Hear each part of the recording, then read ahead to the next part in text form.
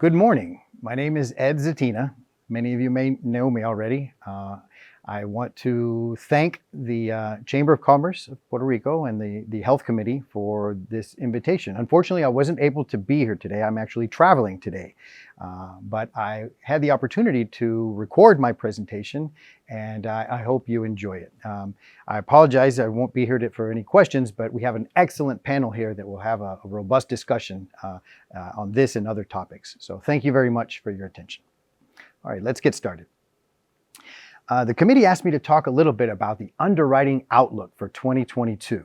It's very interesting things happening. Normally it's a boring topic, but this year we have some very interesting things going on, and that's what I'd like to share to you. So most of my presentation will be around that. I've only have 10 minutes, so let's start it right away.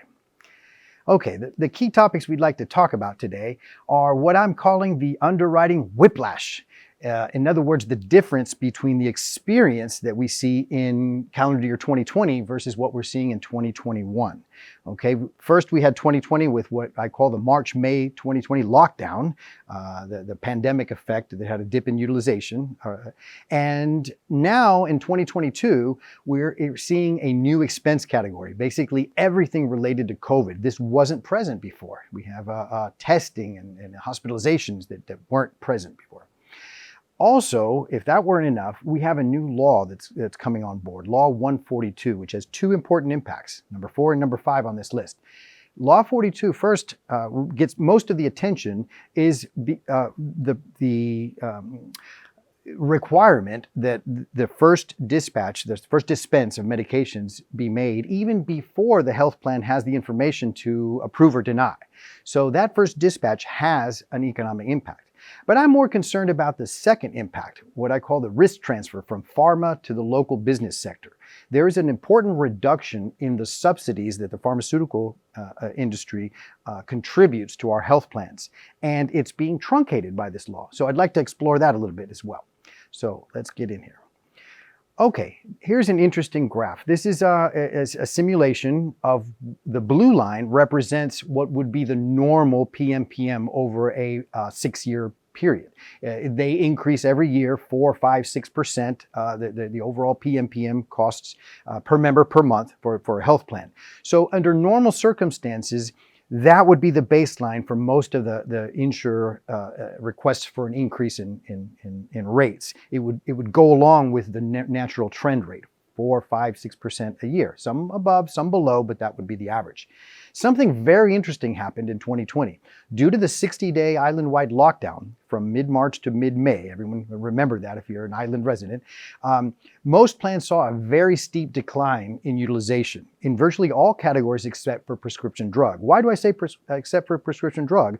Many plans eliminated some of the edits and limits and liberated the coverage. So this actually caused an increase in utilization while the rest of the medical expenses decreased. So this was equivalent of almost a month's worth of medical claims were missing in action in 2020. So the renewals that had that March through May period in there, even though every plan mentioned this is not representative, but the truth is, in a competitive environment, that helped bring rate increases down. So as the transfer of savings manifested in terms of lower rate increases, we approached 2021, I'm sorry. 2021 is a whole different ballgame.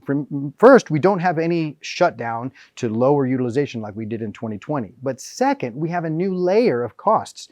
So the opposite happened. Now we have testing all over the place. There are millions of dollars that is being spent every single month on testing, and that was not there before. This gives us a whole nother layer of expense. So as you look at the graph, you'll see the blue line kind of tracking along all the years, the normal increases, and then you see a kink. You see calendar year 2020 and calendar year 2021, where 2020 is below average and 2021 is above average. That's the whiplash effect that I was referring to, is the fact that we may approach 2021 having had experiences 75, 80% MLR, and then the next year we're at 95% MLR. So seeing 20% rate increases is something that we'll probably see over the next 12 months.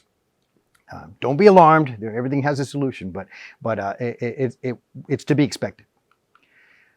Okay, now some of this I already mentioned in his slide. We talked about how the health plan renewals in their that included the second quarter of 2020 in their experience typically saw little or no increase, benefiting from the artificial lockdown period. But as that experience left, the whiplash effect that we see there will be the driver for that increase. So expect to see significant rate increases over the next 12 months. Now, to add insult to injury, we talked about the need to include the impact of Law 142. So Law 42 will take that, the kink, and instead of having it come back to the blue line, it adds its own layer. So now the gray line represents what would be expected after Law 42. Now, I mentioned two impacts. The first one here, the law generally says that the health plan must cover the first RX dispense and then request the pre-auth information to approve or deny. Some of this is still being hammered out even in the courts. So, but until now, the government's official position is that they are going forward with this. But more important than this one is that the law limits the generous contributions that the pharmaceutical industry has been making to help us cover the cost of high-cost drugs. So I'd like to show you an example of that. Here's an example of a specialty medication that maybe cost $5,000 a month. That's actually normal for some of the more popular drugs that we see in this category, the biologics category. So 1 year's worth of claims might cost $60,000. 5 times 12, you see the first column there, $60,000. Now, a lot of these drugs, most of them, as a matter of fact, these high-cost drugs have what are called copay assistance programs, where they help the member cover the cost of coinsurance. And the budgets that the pharmaceutical industry has tend to be in the range of $15,000 to $18,000. In this example, I use $15,000, which is equivalent to $1,250 per month. So we see the contributions, and the net cost is in benefits from that contribution that the pharmaceutical industry so generously makes to lower the price of our drugs. So a $60,000 drug with the $15,000 subsidy from the manufacturer then can be reduced down to $45,000. Still a very expensive drug, but most plans prefer to pay $45,000 instead of $60,000 because that affects the group's experience. What this law does is it says all the contribution that the pharmaceutical industry makes toward the cost will go to cover the MOOP. For those of you who haven't heard what the MOOP is, it's an acronym, M-O-O-P, maximum out of pocket. The maximum out of pocket for Puerto Rico for many years was $6,350. That's going to be indexed now, but for now, that's the most popular limit. So $6,350. The law says that the pharmaceutical industry's contributions will go first to cover that, and then the plan switches to 100% coverage. So in our example, it switches. You see both columns before Law 42, after Law 42, and we don't have the benefit of $1,250 a month. We have that for 5 months plus an extra $100, and we reach the limit. $6,350.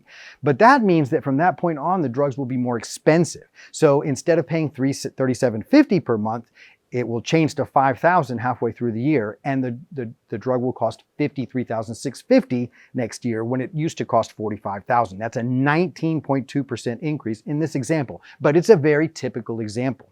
So this is something that's going on. Now, one might ask ourselves, why are pharma's contribution to Puerto Rico's high-cost medications being limited? Doesn't seem to make sense. Well, I'll try to explain it.